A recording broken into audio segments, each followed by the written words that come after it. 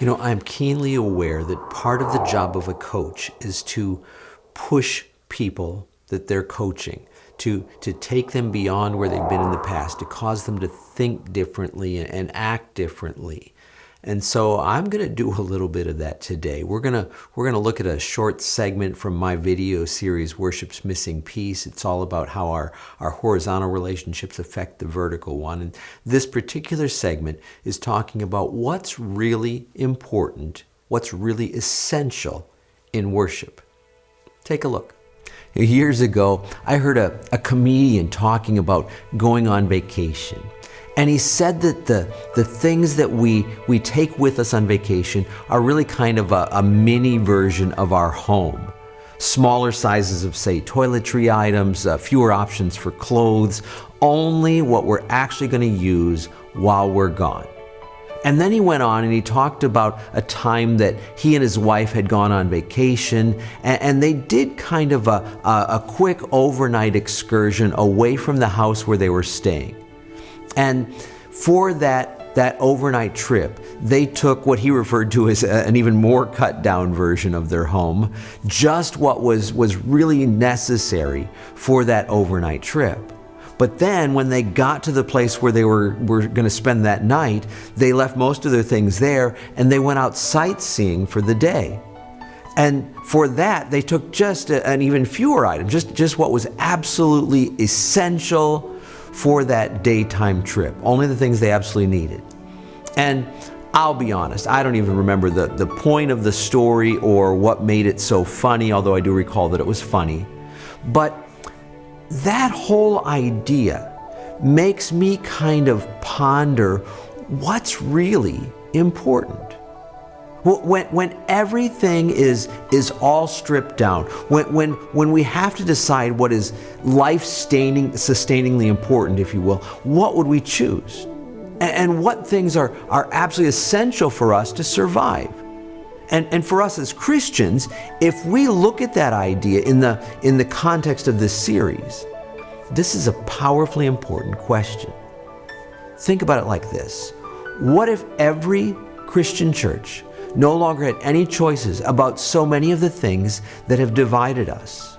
What if those choices were made for all of us and we were all forced to acquiesce, if you will, in exactly the same way? So for example, what if you couldn't choose the music style that you used in your church? It was already chosen for you, and every Christian congregation had to do it exactly the same way. What if chairs versus pews was mandated by the government? You were forced to take whatever it was that they gave you, and so were all of the other Christian churches. What if projection versus hymnals, video projection versus hymnals, was decided, and every church had to do it exactly the same way?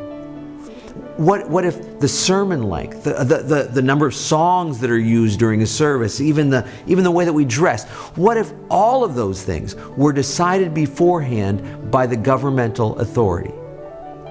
And none of us had any choices in any of those matters. You could still meet together as often as you wanted to, as a matter of fact. Your pastor could still preach the word and use whatever text that he wanted to use. He could have complete freedom about expounding on that text in any way that he wanted to. But those other issues couldn't be changed, couldn't be deviated from. And more, what if every single issue that I just mentioned went against your own personal preferences? So if, for example, you're a modern worship person, you had to use only hymns. Or if you prefer pews, you had to use chairs. And I don't mean that your preferences were used in one or two of those issues. No, they were never used. Every single one of those was done in a way that is the exact opposite of the way that you would prefer. How would you respond? And most importantly, could you still worship God in the midst of a scenario like that? Okay, the fact is that you're not dealing with that scenario. You likely never will deal with that scenario as far as we know.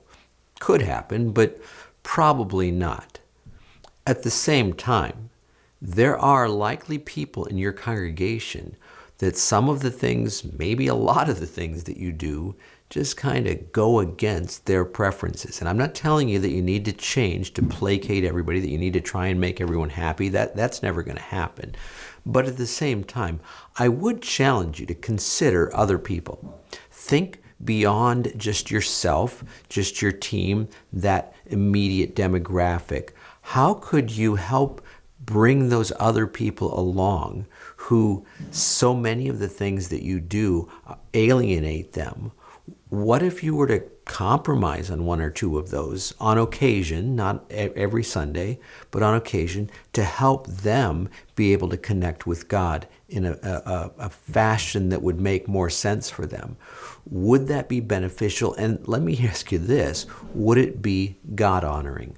See, I think that's really the thing that we need to consider. Not just thinking about our own ideas and preferences. What does God want to see in this situation?